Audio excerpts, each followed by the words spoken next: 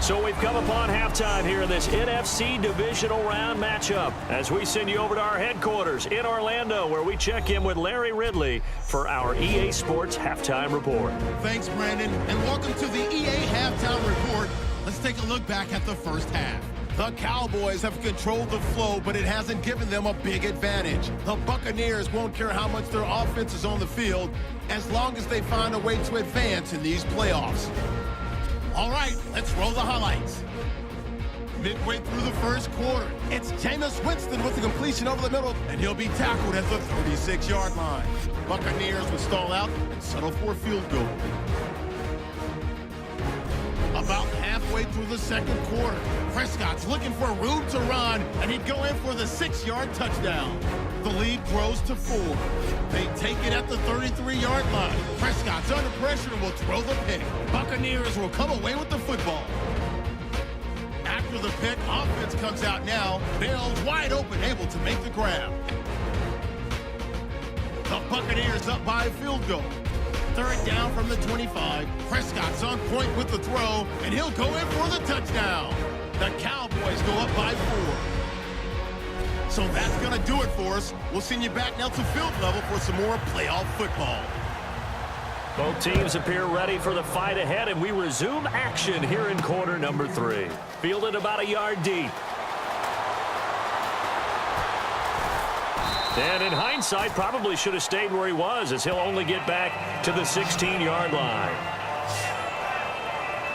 Out come the Cowboys now as they'll go on offense first here in this third quarter. They have the lead. Now they'll be looking to extend that lead.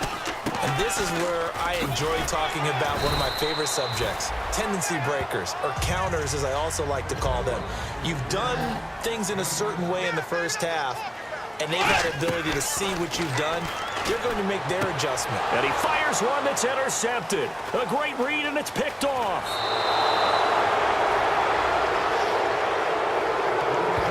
First possession of the third quarter, an interception, so maybe a second-half tone setter. Indeed, and not the tone they wanted to set. That's the equivalent of running out the wrong door and running into your pool instead of running out onto the field. A real dud for that one. Has that happened to you before? No, but I've heard stories about teams actually doing that back in the good old days. Tough day, tough sledding right there, and it's been that way the entire game. Not a whole lot of room to ramble for him. Yeah, you're right. It's been that way all afternoon. Didn't get a whole lot better there. They stopped after only a yard, taking it down to the 14. Grady Jarrett with the tackle. In danger of squandering their great field position as they come up on a 3rd and 7. On 3rd down, Winston. And he couldn't hang on to it through the contact. Incomplete. Everything about that play tells you about today's NFL offenses and what they're asking out of running backs. You can't just be a guy who can run the football. You have to be able to catch it as well, and he didn't get that done on that play.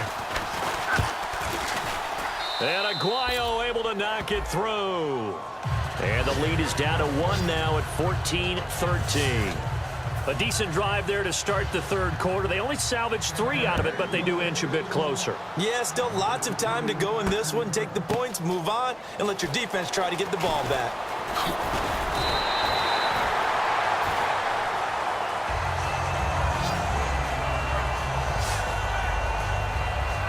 And now Dallas gets set to take the field. And following the interception, just any interception, are you a little bit more cautious when you start that next drive, or no, you just throw that out the window?